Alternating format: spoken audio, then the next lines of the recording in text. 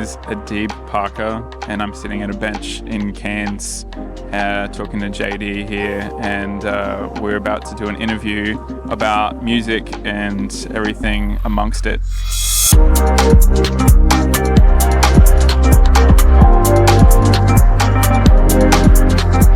Well, when I was 10 years old, my parents gave me an ultimatum. They're like, you're going to play the keyboard or you're going to play a guitar. Ended up picking up a guitar, and my parents really didn't listen to a whole lot of music. My dad did a little bit, but my mum, there's no music really in the household or anything too much. I think probably when I was about 12 or 13 and like puberty starts to hit and the angst comes through, I think you start to form like an emotional outlet through music.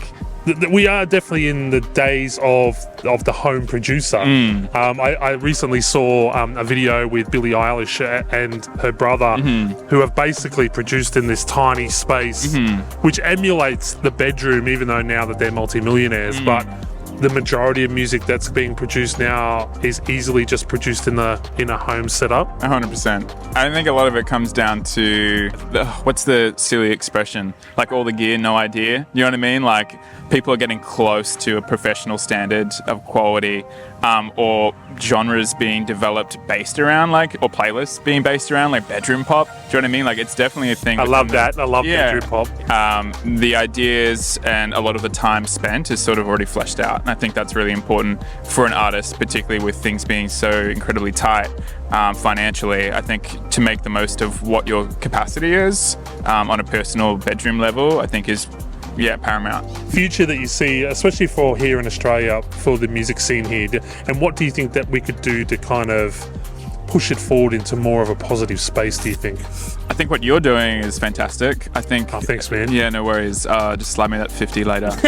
But I believe that if things get a little bit too silly, I think that there will be a lot more respect and a lot more, I guess, thirst for supporting local artists, and I think being able to go see a live show, and I think crafting more of a live experience, I think will be more integral. So I think people will want to be affiliated more with who is this artist, what is their backstory. Like again, you're talking about Billie Eilish. I think that is relatable. You know, brother and sister duo, that's relatable. You know what I mean? And not doing it in the sense of like, this is a great marketing ploy. Like, I definitely am not the daughter of like some CEO exec. Like, actually, like, you know, being like sincere and genuine about like who you are, and I think people will gravitate towards that. So I think that's important. You've already got a few names under your belt. You've done work with Greta Stanley, and that stuff was awesome. What was it like working with Greta?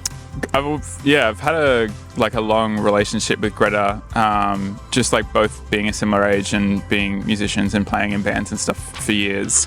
Obviously she's like very successful. She had like obviously a great album that just came out prior, I think it was mostly produced by Tristan, but yeah, that's right. Who's a phenomenal producer and mix engineer and everything. So it was sort of a tall order to try and bring it up to that standard in the rock domain. But I feel like we've done a good job, and I think that's sort of what I chase when I'm producing stuff too. Like I try not to overanalyze stuff, and I just try and do what gives me that feeling again. You know what I mean? That's turn and pull. A lot of the production stuff too is a little bit left of field as well, even though it's still in the rock domain. So I'm excited. I ended up working on 6 tracks on her album that will come out soon.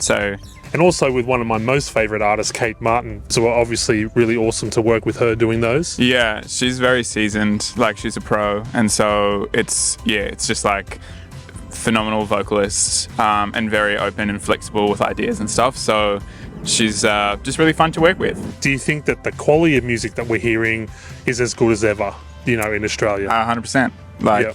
Absolutely. And that may mean that there may be a lot more of it that may not be to everyone's taste or standards, but that's okay. You know what I mean? I think absolutely there's never been a better time to have music at your fingertips. You know what I mean? Like to be able to be exposed to music at large.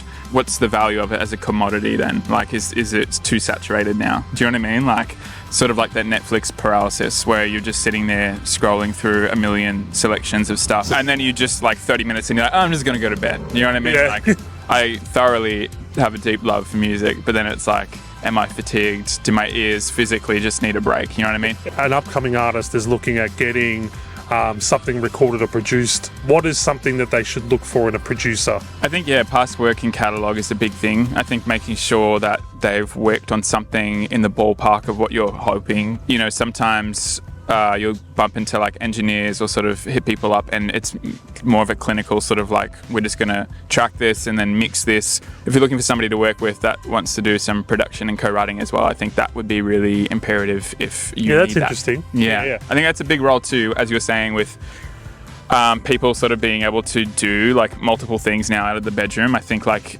can they co-write? Can they produce? Do they know what I'm trying to get? Can they push me to get, you know, the most out of, you know, what I'm trying to achieve?